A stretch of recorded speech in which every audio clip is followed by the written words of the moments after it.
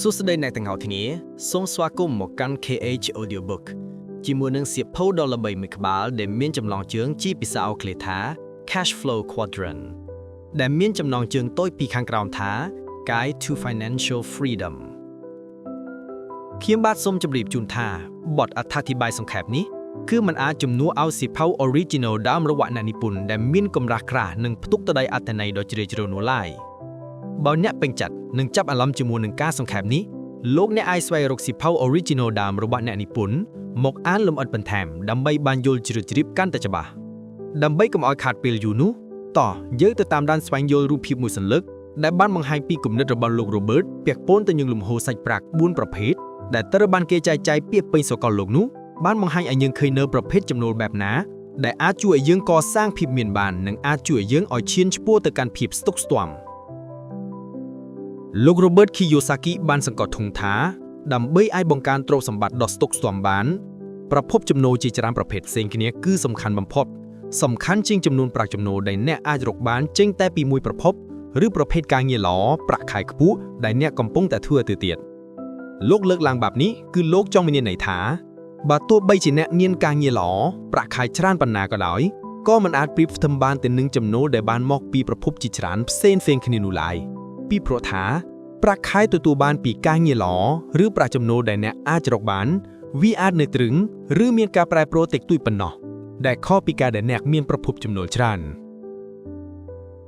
នៅក្នុងរូបភាពមួយសន្លឹកនោះលោកបានបង្ហាញពីប្រភេទនៃប្រាក់ចំណូល4ប្រភេទដែលនាំទៅរកលទ្ធផលខុសៗគ្នាជាមួយគ្នាដូចតទៅកាត្រង់ទី1តំណាងដែលអក្សរ E មកពីពាក្យថា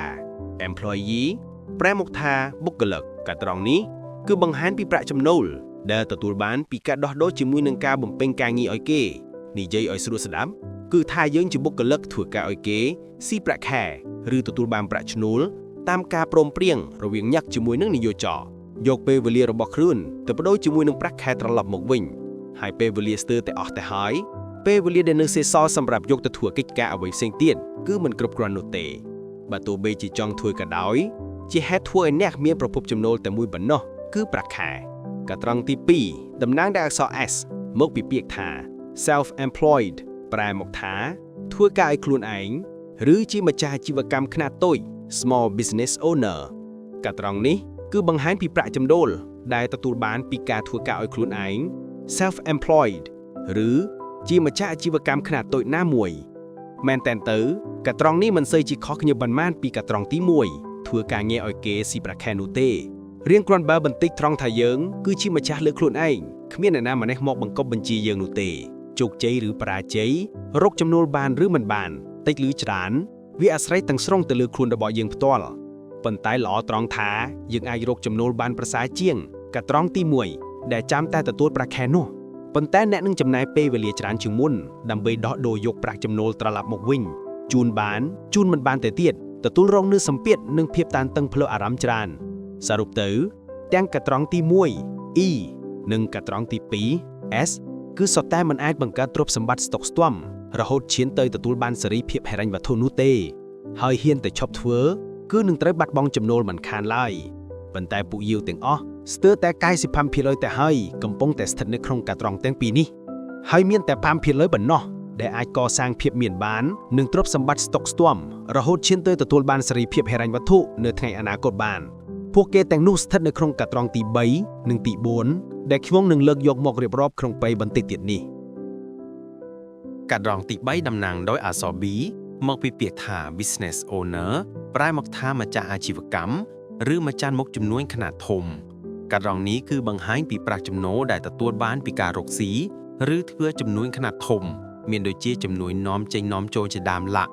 ហើយមានប្រព័ន្ធគ្រប់គ្រងច្បាស់លាស់ប្រព័ន្ធនៃអាជីវកម្មនោះគឺជាអ្នករកលុយឲ្យអ្នកមិនចាំបាច់ទៅប្រចាំការឬត្រូវតែមានវត្តមានគ្រប់ពេលដើម្បីគ្រប់គ្រងហាងឬក្រុមហ៊ុនរបស់អ្នកនោះទេប៉ុន្តែអ្នកអាចប្រឈមទៅនឹងហានិភ័យខ្ពស់ផងដែរអ្នកអាចមានពេលវេលាសម្រាប់ខ្លួនឯងច្រើនហើយអ្នកនៅតែមានចំណូលជាប្រចាំបើទោះបីជាអ្នកកំពុងតែធ្វើដំណើរកម្សាន្តជាមួយនឹងក្រុមគ្រួសារនៅទីឆ្ងាយៗក៏ដោយឧទាហរណ៍យ៉ាងសាមញ្ញនោះគឺដូចជាម្ចាស់ភោជនីយដ្ឋានឬម្ចាស់អាជីវកម្មលូ franchise ជាដើមសុទ្ធតែស្ថិតនៅក្នុងកាត្រង់ទី3នេះហើយកាត្រង់ទី4គឺតំណាងដោយអក្សរ I មកពីពាក្យថា investor ប្រែមកថាអ្នកវិនិយោគឬវិនិយោគិនការត្រង់នេះគឺបានបង្ហាញពីប្រាក់ចំណូលដែលទទួលបានពីការវិនិយោគមានន័យថាអ្នកយកលុយទៅបង្កើតលុយឲ្យលុយរបស់អ្នកជាអ្នកធ្វើការឲ្យអ្នកបង្កើតប្រាក់ចំណូលជាប្រចាំសម្រាប់អ្នកនៅក្នុងការត្រង់នេះមិនស្រួលដោយដែលយើងឃើញឬឮគេនិយាយនោះទេសម្រាប់មនុស្សសាមញ្ញម្នាក់មិនមានចំណេះដឹងវិនិយោគច្បាស់លាស់អាចលងចុងវាន់ដកជាមួយនឹងបំណុលមិនខានឡើយមិនត្រឹមតែប៉ុណ្ណោះត្រូវការដាំទុនច្រើនសម្រាប់វិនិយោគនិងដើម្បីបង្វិលនិយាយរួមទៅកាត្រង់ទី 3B និងទី 4I នេះគឺជាផ្លូវទៅកាន់ភាពមានបាន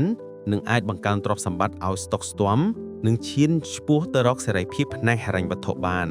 ហើយនៅក្នុងសៀវភៅលំហូរសាច់ប្រាក់4ប្រភេទនេះគឺសង្កត់ធ្ងន់ទៅលើការជំរុញទឹកចិត្តឲ្យអ្នកទាំងអស់គ្នាពិចារណាហ៊ានធ្វើការផ្លាស់ប្ដូរពីកាត្រង់ទី1ទៅទី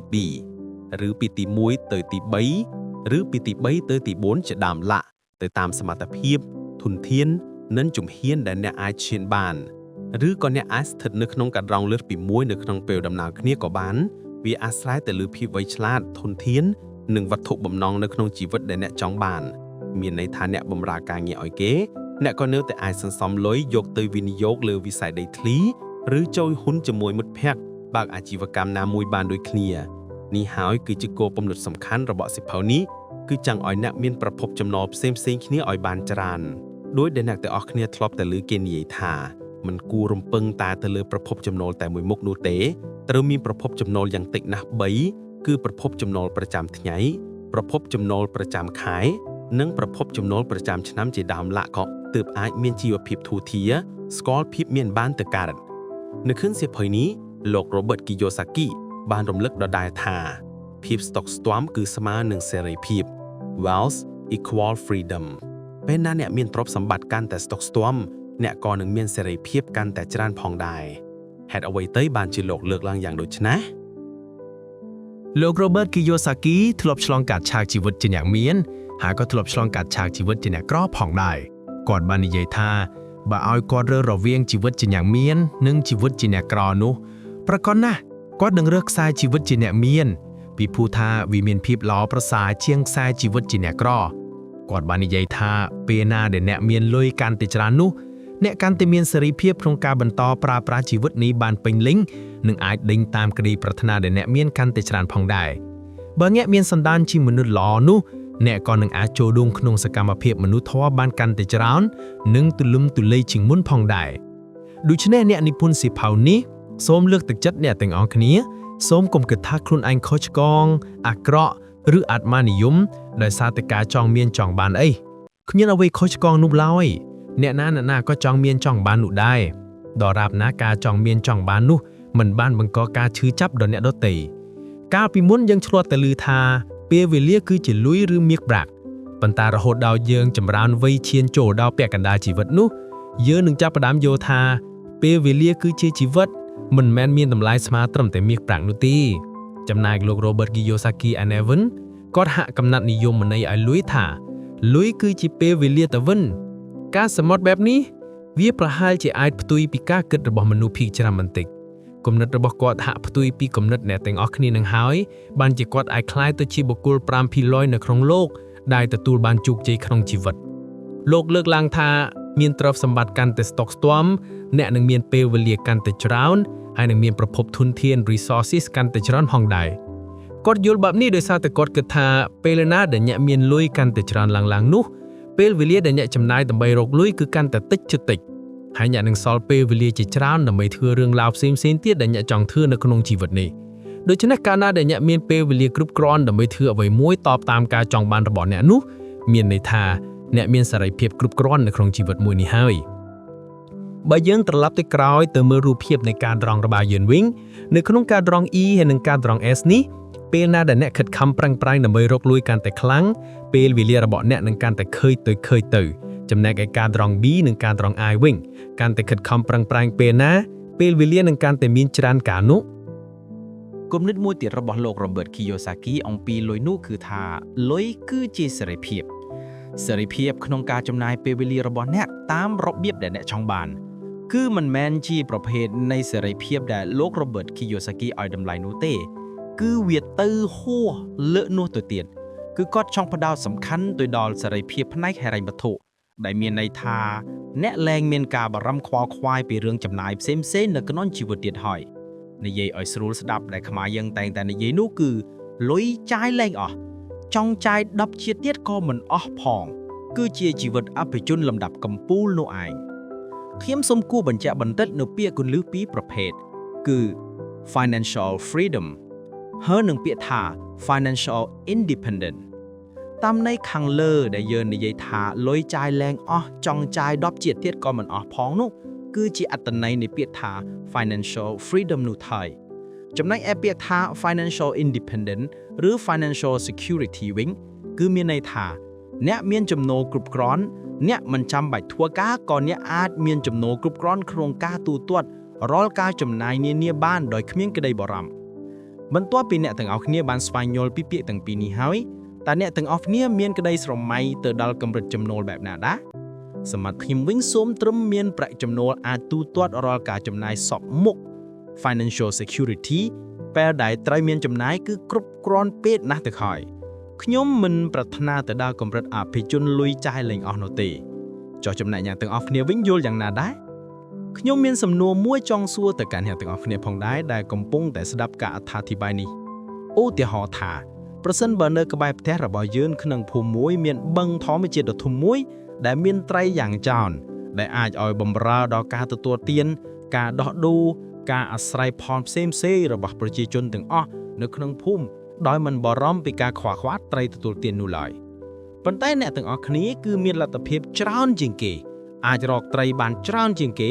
អាចរកបានរហូតដល់ទៅរាប់តោនប្រសិនបើអ្នកទាំងអស់គ្នាចង់ដោយសារអ្នកទាំងអស់គ្នាមានឧបករណ៍ទំនើបមានលទ្ធភាពគ្រប់គ្រាន់ក្នុងការនេសាទបានច្រើន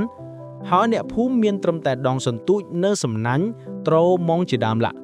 តើអ្នកទាំងអស់គ្នាខ្វះរកប្រមូលយកតាមរយៈការនេសាទយកត្រីនោះឲ្យបានច្រើនតាមដែលអាចធ្វើទៅបានឬក៏អ្នកទាំងអស់គ្នានេសាទលម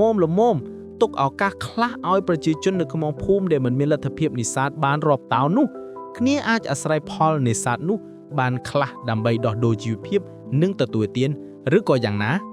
តើអ្នកគួរតែអាស្រ័យផលទុកពូជឬក៏នេសាទយកទាំងអស់តាមដែលអាចធ្វើទៅបាននេះគឺគ្រាន់តែជាកូនគំនិតដ៏តូចប៊ូសម្រាប់ជូនអ្នកទាំងអស់គ្នាពីព្រោះសំណួរនេះអាចនឹងបញ្ញស្មារតីអ្នកទាំងអស់គ្នាឲ្យងាកមកគិតអំពីរឿងតុល្យភាពនៃការអាស្រ័យផលបែបសេដ្ឋកិច្ចវិញតែប៉ុណ្ណោះយើងងាកមកប្រធានបទរបស់យើងបន្តទៀតខ្ញុំក៏មានសំណួរ3ទៀតដើម្បីចោទសួរអ្នកទាំងអស់គ្នាបន្តផងដែរសំណួរទី1តើការងារនឹងពេលវេលាទំនេរពីការងាររបស់អ្នកសមមាត្រគ្នាដែរឬទេបើមិនសមមាត្រគ្នាទេតើអ្នកចង់កែប្រែវាដែរឬទេតើចង់មានការងារនិងការទទួលខុសត្រូវច្រើនឬចង់មានពេលវេលាធ្វើអ្វីដែលអ្នកចង់ធ្វើទៅទីកន្លែងណាដែលអ្នកចង់ទៅដោយមិនខ្វល់ខ្វាយពីការចំណាយសំណួរទី2អ្នកទាំងអស់គ្នាភាគច្រើនធ្វើការបានល្អឡើងតំណែងរហូតប៉ុន្តែតើអ្នកទាំងអស់គ្នាមានពេលទំនេរកាន់តែទៅឬមានពេលទំនេរកាន់តែច្រើនឡើងតើនេះមកពីហេតុអ្វីទៅសំណួរទី3ឧទាហរណ៍ថាអ្នកមានពេលទំនេរគ្រប់គ្រាន់អាចធ្វើអ្វីដែលអ្នកចង់តើអ្នកនឹងយកពេលវេលាដែលអ្នកមាននោះទៅធ្វើអ្វីខ្លះហើយហេតុអ្វីបានជាអ្នកចង់ធ្វើវាយើងស្លេះសំណួរត្រឹមនេះចោះចម្លើយទៅនឹងសំណួរនេះគ្មានខុសគ្មានត្រូវនោះទេវាជាសិទ្ធិនឹងការយល់ឃើញរបស់បុគ្គលម្នាក់តែប៉ុណ្ណោះ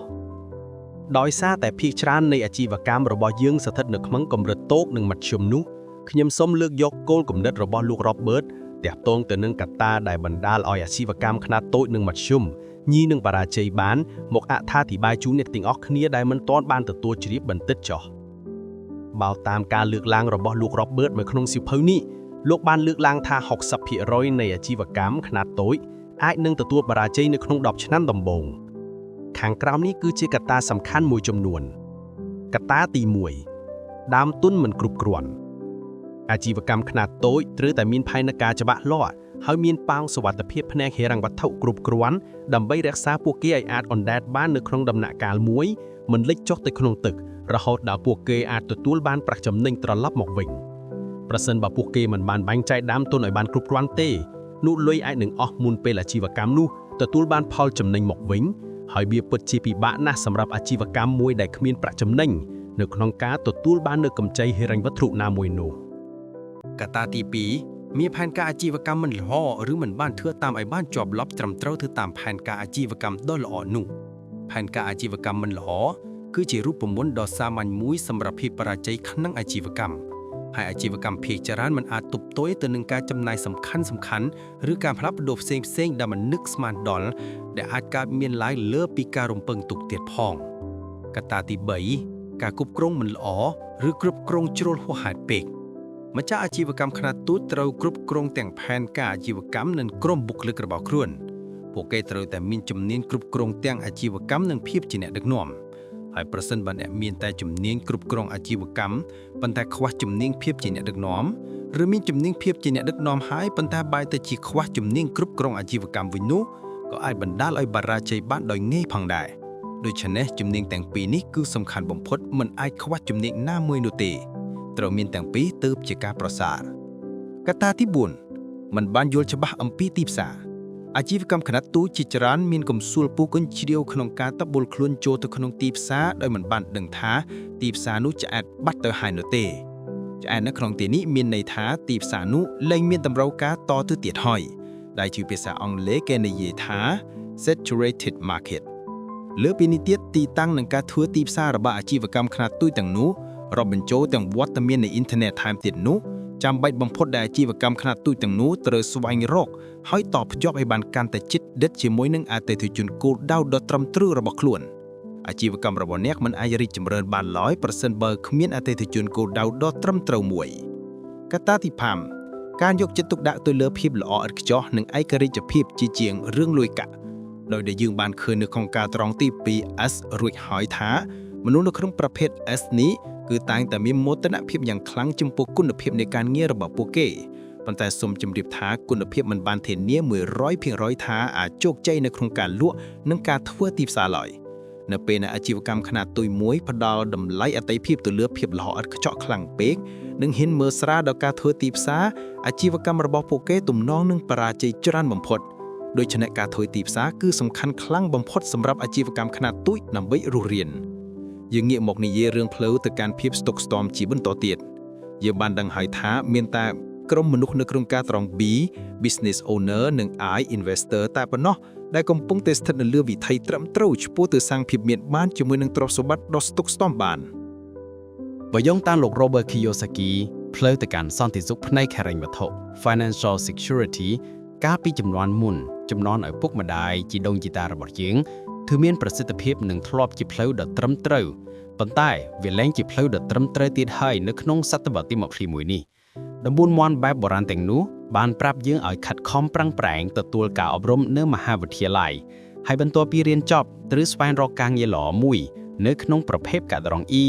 ឬក៏ S ដោយត្រូវសម្លឹងមើលទៅលើអត្ថប្រយោជន៍ផ្សេងអត្ថប្រយោជន៍ទទួលបានកាន់តែច្រើនគឺកាន់តែល្អហើយជាពិសេសនោះគឺពឹងផ្អែកផ្ដេកផ្ដោតទៅលើប្រាក់សុទ្ធានិវត្តន៍តែម្ដងនៅពេលចាស់ទៅត្បិតតែលោកបានលើកឡើងដូចនេះក៏ពិតមែនប៉ុន្តែលោកក៏នៅតែបានផ្ដល់តម្លៃដល់ការអប់រំនៅកម្រិតឧត្តមសិក្សាដដែលដែលខុសពីបុគ្គលល្បីៗអ្នកមានមួយចំនួនតូចនៅស្រុកយើងបែរជាតែងតែលើកឡើងថាពួកគេរៀនមិនបានចប់ថ្នាក់ទី12ផងប៉ុន្តែនៅតែអាចសាងភាពមានបាននឹងទ្រព្យសម្បត្តិដ៏ស្តុកស្ទម្ភការនិយាយបែបនេះមិនខុសទាំងស្រុងមកទេវាអាចមានកត្តាជាច្រើនផ្សេងទៀតនៅពីក្រោយភាពមានបាននោះពួកគាត់មិនគួរនិយាយកំបុតនិងមិនមានការបកស្រាយពន្យល់បន្ថែមបែបនេះនោះទេពីព្រោះថាវាអាចពង្វឹកឲ្យយុវជនលែងចង់បន្តការសិក្សាតទៅមុខទៀតបានចំណែកឲ្យលោក Robert Kiyosaki គ្រាន់តែលើកឡើងថាការអប់រំនៅក្នុងប្រព័ន្ធគឺពុំបានបង្រៀនយើងអំពីចំណេះដឹងហិរញ្ញវត្ថុឬជំនាញសំខាន់ចាំបាច់ដែលអាចជួយយើងឲ្យទទួលបានជោគជ័យនៅក្នុងអាជីវកម្មឬការវិនិយោគនោះទេ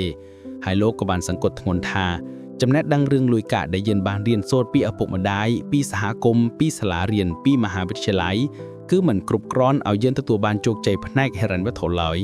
ខ្ញុំចាំបានថាកាលពីចំនួនលោកប៉ារបស់ខ្ញុំគាត់ធ្វើការក្នុងជួរមន្ត្រីរាជការតែម្នាក់គាត់ប៉ុណ្ណោះប៉ុន្តែអាចចិញ្ចឹមបីបែកគ្រួសាររបស់ខ្ញុំដែលមានគ្នារហូតដល់ទៅ7-8នាក់បានហើយអាចមានលទ្ធភាពឲ្យកូនទាំងអស់បន្តការសិក្សាបានរហូតដល់ចប់បានថ្នាក់ទី12គ្រប់គ្នាដោយមិនបារម្ភទៀតផងប៉ុន្តែស្ថានភាពឥឡូវនេះ គឺមិនដូចពីមុនទេសង្គមកាន់តែរីកចម្រើនតម្រូវការកាន់តែមានទំហំធំការចំណាយក៏កាន់តែខ្ពស់ដូច្នេះការដែលទទួលបានការងារល្អមានប្រាក់ខែខ្ពស់មិនអាចធ្វើឲ្យយើងមានជីវភាពធូរធារបាននោះឡើយគោលបំណងធំបំផុតនៅក្នុងសៀវភៅនេះលោក Robert Kiyosaki ចង់បើកបង្ហាញប្រាប់យើងអំពីប្រភេទប្រាក់ចំណូលបែបណានិងក្រុមមនុស្សបែបណាដែលកំពុងតែស្ថិតនៅលើផ្លូវដ៏ត្រឹមត្រូវដើម្បីសាងភាពមានបាននិងទ្រព្យសម្បត្តិដ៏ស្តុកស្ទំតាមរយៈចំណេះដឹងហិរញ្ញវត្ថុនិងការវិនិយោគតាមរយៈតារាងការត្រង់ដែលយើងបាននិយាយខាងលើប្រសិនបើយើងចង់ផ្លាស់ប្ដូរប្រភេទចំណូលរបស់យើងពីការត្រង់មួយទៅកាន់ការត្រង់ណាមួយផ្សេងទៀតនោះចាំបាច់បំផុតគឺអ្នកត្រូវកាត់បន្ថយបំណុលអាក្រក់របស់អ្នកឲ្យមានចំនួនតិចបំផុតតាមដែលអាចធ្វើទៅបានមុនពេលអ្នកចង់ធ្វើការផ្លាស់ប្ដូរពីព្រោះថាប្រសិនបើអ្នកមានបំណុលអាក្រក់ច្រើននោះអ្នកនឹងពិបាកឈានជើងចាក់ចេញពីការងាររបស់អ្នកណាស់ពីព្រោះថាអ្នកត្រូវការប្រាក់ខែដើម្បីយកទៅសងបំណុលប្រចាំខែដែលអ្នកត្រូវបង់នោះហើយអ្នកថែមទាំងពិបាកក្នុងការឈានជើងចាក់ចេញ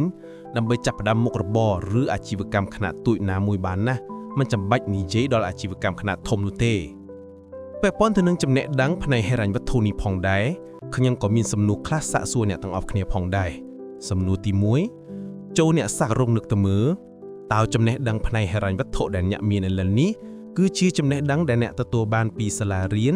ឬក៏ពីមិត្តភ័ក្តិក្រុមគ្រួសារឬក៏តាមរយៈស្វ័យសិក្សាស្រាវជ្រាវរបស់អ្នកក្នុងជីវិតផ្ទាល់សំណួរទី2តើអ្នកអាចប្រាប់ខ្ញុំបានទេនៅចំណុចសំខាន់3នៃដំបូលហិរញ្ញវត្ថុដែលអ្នកបានទទួលតាំងពីតូចរហូតមកដល់វ័យប៉ុណ្ណេះសំណួរទី3តើដំបូលដែលអ្នកបានទទួលទាំងនោះស្របនឹងការលើកឡើងរបស់លោក Robert Kiyosaki ពាក់ព័ន្ធទៅនឹងប្រភេទប្រាក់ចំណូលទាំង4ខាងលើនេះដែរឬទេសំណួរទី4ឥឡូវនេះអ្នកបានដឹងពីហេតុផលដែលធ្វើឲ្យលោក Robert Kiyosaki ជឿថាវិធីសាងទ្រព្យសម្បត្តិបែបប្រពៃណីនោះលែងដំណើរការហើយតើដំបូលហិរញ្ញវត្ថុអ្វីខ្លះដែលជំរុញចិត្តអ្នកឲ្យគិតឡើងវិញមកដល់ត្រឹមនេះយើងបានស្វែងយល់ច្រើនអំពីការត្រង់ E និងការត្រង់ S យើងងាកមកស្វែងយល់អំពីការត្រង់ B និងការត្រង់ I បន្ថែមម្ដងមនុស្សដែលធ្វើការក្នុងប្រភេទនេះគឺពួកគេគ្រប់គ្រងមិនត្រឹមតែអាជីវកម្មប៉ុណ្ណោះទេប៉ុន្តែថែមទាំងប្រព័ន្ធអាជីវកម្មផងដែរបើទោះបីជាពួកគេមានថរ៉េកឬមានដំណើរកំសាន្តទៅឆ្ងាយៗក៏ដោយក៏អាជីវកម្មរបស់ពួកគេនៅតែដំណើរការជាធម្មតាដែរមនុស្សនៅក្នុងការត្រង់ B គឺជាម្ចាស់លើអាជីវកម្មរបស់ពួកគេនិងបង្កើតប្រាក់ចំណូលតាមរយៈប្រាក់ចំណេញពួកគេលែងធ្វើការងារ8ម៉ោងក្នុងមួយថ្ងៃឬក៏ច្រើនជាងនេះដោយបុគ្គលិកទូទៅហើយដោយនៅក្នុងការត្រង់ S ដែរប្រាក់ចំណូលរបស់ការត្រង់ B គឺជាប្រាក់ចំណេញពីអាជីវកម្មរបស់ពួកគេដូចគ្នាប៉ុន្តែប្រាក់ចំណេញរបស់មនុស្សក្នុងការត្រង់ B នេះគឺធំជាងប្រាក់ចំណូលមនុស្សក្នុងការត្រង់ S ឧទាហរណ៍ដូចជាលោក Mark Zuckerberg ដែលជាស្ថាបនិកនិងជាម្ចាស់ Facebook លោក Bill Gates ដែលជាស្ថាបនិកនិងជាម្ចាស់ក្រុមហ៊ុន Microsoft ក៏ដូចជាម្ចាស់ហាងផ្សេងៗនៅក្នុងសហគមន៍របស់អ្នកជាដើមសុទ្ធតែស្ថិតនៅក្នុងការត្រង់ B នេះដោយសារតែពួកគេមានប្រព័ន្ធអាជីវកម្មហើយពួកគេគ្រាន់តែគ្រប់គ្រងប្រព័ន្ធអាជីវកម្មនោះតែប៉ុណ្ណោះមនុស្សដែលធ្វើការនៅក្នុងប្រភេទ B នេះគឺជាអ្នកតំណាងនិងជាអ្នកដឹកនាំពួកគេចាំបាច់ត្រូវតែមានជំនាញអាជីវកម្មដ៏អស្ចារ្យផងដែរប្រសិនបើអ្នកកំពុងតែស្ថិតនៅក្នុងការត្រង់ B គឺអ្នកត្រូវមានជំនាញក្នុងការស្វែងរកមនុស្សដ៏ត្រឹមត្រូវមួយក្រុមដើម្បីធ្វើឲ្យប្រព័ន្ធរបស់អ្នកអាចដំណើរការទៅមុខជាប្រក្រតីបានមានន័យថាបុគ្គលិករបស់អ្នកទាំងអស់នោះគឺជាផ្នែកមួយនៃប្រព័ន្ធអាជីវកម្មរបស់អ្នកក៏ត្រូវមានជំនាញទំនាក់ទំនងនឹងមនុស្សឬ people skill ដើម្បីគ្រប់គ្រងអ្នកដទៃ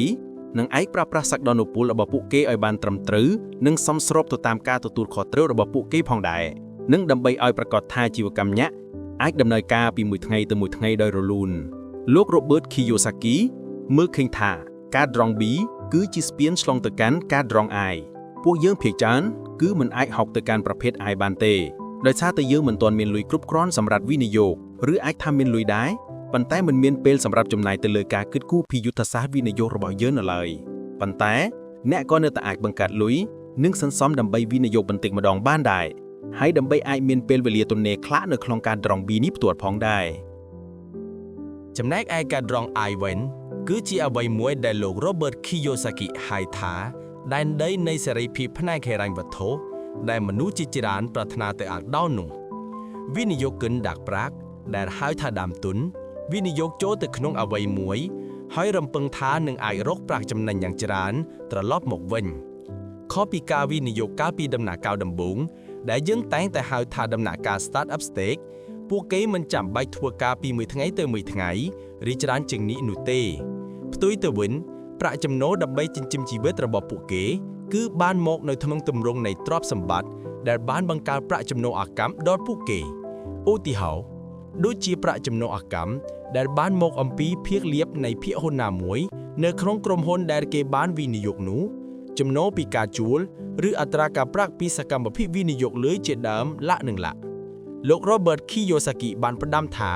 ដើម្បីឲ្យទទួលបានសេរីភាពហិរញ្ញវត្ថុនោះគឺអ្នកចាំបាច់ត្រូវតែមានប្រាក់ចំណូលប្រភេទ I នេះឲ្យបានជាប់ជានិច្ចព្រោះនោះគឺជារបៀបដែលអ្នកអាចបង្កើតប្រាក់ចំណូលអាកម្មដែលនឹងជួយដល់ជីវភាពរស់នៅរបស់អ្នកបានដោយមិនបាច់ខ្វល់ខ្វាយធ្វើការ8ម៉ោងក្នុងមួយថ្ងៃនោះឡើយ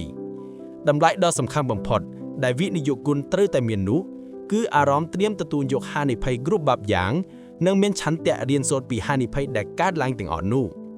ហើយហានិភ័យពិតប្រាកដនៅក្នុងប្រភេទ B និង I ភាគច្រើនគឺការដែលមិនទទួលបាននូវព័ត៌មានសំខាន់ៗអំពីការវិនិយោគឲ្យបានគ្រប់ជ្រុងជ្រោយជាថ្មីម្ដងទៀតអ្នកមិនចាំបាច់ស្ថិតនៅក្នុងកាត្រង់ណាមួយនោះឡើយអ្នកអាចនៅម្ដង2ឬ3កាត្រង់ក្នុងពេលតែមួយបានដោយដែលខ្ញុំបានបញ្ជាក់ពីខាងដើមរួចមកហើយប៉ុន្តែលោកបានផ្ដាំថាប្រសិនបើអ្នកមិនបានរៀបចំយុទ្ធសាស្ត្រនៃលំហូរសាច់ប្រាក់របស់អ្នកឲ្យបានត្រឹមត្រូវដើម្បីឲ្យផ្ដល់ផលប្រយោជន៍ជាចម្បងត្រឡប់មករកអ្នកវិញតែនោះមានន័យថាអ្នកកំពុងតែបង្កើតទ្រព្យសម្បត្តិសម្រាប់អ្នកដទៃច្រើនជាងអ្នកបង្កើតទ្រព្យសម្បត្តិសម្រាប់ខ្លួនអ្នកជាចុងក្រោយលោក Robert Kiyosaki បានណែនាំឲ្យយើងចាប់ផ្ដើមជាមួយនឹងកាត្រង់ B បើអាចព្រោះវាជាផ្លូវទៅរកទ្រព្យសម្បត្តិដ៏ច្រើនពីព្រោះថាអ្នកអាចទាញយកប្រយោជន៍ពីពេលវេលារបស់អ្នកដទៃដើម្បីបង្កើតទ្រព្យសម្បត្តិរបស់អ្នកបានជាជាងការដែលអ្នកធ្វើការឲ្យគេឬធ្វើការឲ្យខ្លួនឯងនៅក្នុងប្រភេទ E ឬ S លោក Robert Kiyosaki បាននិយាយថាអ្នកមានជម្រើសពីរនៅពេលដែលអ្នកព្យាយាមបង្កើតអាណាចក្ររបស់អ្នកនៅក្នុងកាត្រង់ B 1. បង្កើតអាជីវកម្មផ្ទាល់ខ្លួនដោយខ្លួនឯងផ្ទាល់ 2. ទិញអាជីវកម្មណាមួយដែលមានរួចជាស្រេចលោក Robert Kiyosaki បានផ្ដល់ផ្លូវចំនួន3ដើម្បីគ្រប់គ្រងប្រព័ន្ធផ្ទាល់ខ្លួនរបស់អ្នកនៅក្នុងកាត្រង់ B 1. ស្វែងរកអ្នកណែនាំបង្ហាត់បង្ហាញផ្លូវឬ mentor នៅក្នុងប្រភេទអាជីវកម្មដែលអ្នកចង់ចាប់ផ្ដើមប៉ុន្តែអ្នកត្រូវប្រាកដថា mentor របស់អ្នកនោះពិតជាទទួលបានជោគជ័យក្នុងវិស័យដែលអ្នកចង់ចាប់ផ្ដើមនោះពិតប្រាកដដែលមិនមែនជាបុគ្គលិកស៊ីប្រាក់ខែក្នុងមុខងារទីជាអ្នកផ្ដល់សេវាកម្មប្រឹក្សាយោបល់នោះឡើយម្យ៉ាងវិញទៀតអ្នកក៏មិនគួរទទួលការប្រឹក្សាយោបល់សម្រាប់កាត្រង់ B ពីមនុស្សណាម្នាក់ដែលកំពុងតែស្ថិតនៅក្នុងកាត្រង់ E នោះដែរប្រសិនបើអ្នកអាចស្វែងរក mentor បានត្រឹមត្រូវវាគឺជាវិធីដ៏ល្អបំផុតមួយដើម្បីឲ្យអ្នករៀនសូត្រពីរបៀបធ្វើយ៉ាងណាដើម្បីឲ្យទទួលបានជោគជ័យនៅក្នុងកាត្រង់ B នេះអ្នកណែនាំនឹងជួយអ្នកឲ្យឆ្លងកាត់នៅសម្លេងរំខាននានាហើយនឹងបង្រៀនអ្នកពីអ្វីដែលចាំបាច់បំផុតដែលអ្នកត្រូវធ្វើដើម្បីអាចទទួលបានជោគជ័យនៅក្នុងកាត្រង់ B នេះ 2. ធ្វើការឲ្យក្រុមហ៊ុនណាមួយនៅក្នុងវិស័យដែលអ្នកចង់ចាប់ផ្ដើមអាជីវកម្មរបស់អ្នកដោយត្រូវចាប់ផ្ដើមធ្វើការឲ្យគេក្នុងរយៈពេលពី10ទៅ15ឆ្នាំសិនលោក Robert Kiyosaki បានសង្កត់ធ្ងន់ថាបន្ទាប់ពីពេលវេលានោះទៅអ្នកនឹងយល់ដឹងពីធាតុទាំងអស់នៃប្រភេទអាជីវកម្មនោះក៏ដូចជាប្រព័ន្ធអាជីវកម្មរបស់វាពេលនោះហើយគឺជាពេលវេលាដ៏ល្អបំផុតសម្រាប់អ្នកក្នុងការចាប់ផ្ដើមចេញប្រយុទ្ធដោយខ្លួនរបស់អ្នកផ្ទាល់ 3. ទិញ franchise នៅក្នុងយុទ្ធសាស្ត្រទាំងពីរខាងលើអ្នកកំពុងរៀនបង្កើតប្រព័ន្ធអាជីវកម្មប៉ុន្តែនៅពេលណាដែលអ្នកក្លាយជាម្ចាស់នៃអាជីវកម្មមានសិទ្ធិផ្ដាច់មុខដែលមានប្រព័ន្ធគ្រប់គ្រងអាជីវកម្មរួចរាល់ស្រេចបែបនេះនោះវាមានភាពងាយស្រួលច្រើនសម្រាប់អ្នកដូច្នេះការងាររបស់អ្នកនៅពេលនេះគឺត្រូវប្រាកដថាមនុស្សមួយក្រុមដែលកំពុងធ្វើការឲ្យអ្នកគឺកំពុងតែដំណើរការប្រព័ន្ធនោះបានយ៉ាងល្អបំផុតតាមដែលអាចធ្វើទៅបានអាជីវកម្មបែប franchise នេះមិនស័ក្តិសមសម្រាប់អ្នកណាដែលសម្បូរទៅដោយគំនិតច្នៃប្រឌិតនោះទេពីព្រោះអាជីវកម្មបែបនេះគឺយើងអនុវត្តទៅតាមស្តង់ដារប្រតិបត្តិរបស់ម្ចាស់ franchise ឲ្យបានត្រឹមត្រូវទៅតាមការកំណត់របស់គេតែប៉ុណ្ណោះលោក Robert Kiyosaki បានផ្ដាំថាការទិញ franchise មិនសុទ្ធតែល្អទាំងអស់នោះទេមានរឿង3យ៉ាងដែលអ្នកត្រូវយកចិត្តទុកដាក់គិតគូរពិចារណាមុនពេលទិញដូចជាទី1ត្រូវប្រយ័ត្នចំពោះការចំណាយផ្សេងដែលមិនបានរំលេច hidden cost អ្នកត្រូវតែប្រាកដថាអ្នកបានដឹងពីថ្លៃសេវាទាំងអស់ នៅពេលដែលអ្នកទិញ franchise នៃអាជីវកម្មណាមួយក្រៅតែអំពីប្រាក់ចំណេញដែលអ្នកត្រូវបង់ត្រឡប់ទៅក្រុមហ៊ុនដែលអ្នកបានទិញ franchise នោះវិញទី2ត្រូវប្រយ័ត្នចំពោះតួលេខឬស្ថិតិជោគជ័យខ្លាំងបន្លំជាពិសេសស្ថិតិនៃប្រាក់ចំណូលជាមធ្យមដែលអាចធ្វើឲ្យអ្នកមើលទៅចាប់អារម្មណ៍តាមពិតការពិតមិនដូច្នោះទេ franchise ដំណើរការខុសគ្នាទៅតាមភូមិសាស្ត្រដូច្នេះអ្នកត្រូវតែប្រាកដថាអ្នកបានស្រាវជ្រាវស៊ើបសួរនិងក្តាប់បានព័ត៌មានច្បាស់លាស់អំពីអាជីវកម្មនោះនៅក្នុងតំបន់របស់អ្នកទី3ពិនិត្យមើលលក្ខខណ្ឌមិនឲ្យមានការប្រកួតប្រជែងអ្នកអាចនឹងត្រូវបានគេហាមឃាត់មិនឲ្យរកស៊ីនៅក្នុងវិស័យអាជីវកម្មដូចឬស្រដៀងគ្នានៅក្នុងរយៈពេលជាក់លាក់ណាមួយបន្ទាប់ពីអ្នកបញ្ចប់កិច្ចសន្យាឬបន្ទាប់ពីអ្នកបានលក់សិទ្ធិផ្ដាច់មុខរបស់អ្នកបន្តទៅឲ្យភាគីទី3ជាដើមឡើយសូមអ្នកធ្វើការពិនិត្យឲ្យបានច្បាស់លាស់នៅត្រង់ចំណុចនេះសិនមុនសម្រេចចិត្តទិញសូមអបអរសាទរអ្នកបានមកដល់ទីបញ្ចប់នៃការសង្ខេបសៀវភៅនេះហើយសូមអរគុណសម្រាប់ការតាមដានស្ដាប់ជួបគ្នាលើកក្រោយជាមួយនឹងសៀវភៅអភិវឌ្ឍខ្លួនថ្មីមួយក្បាលផ្សេងទៀត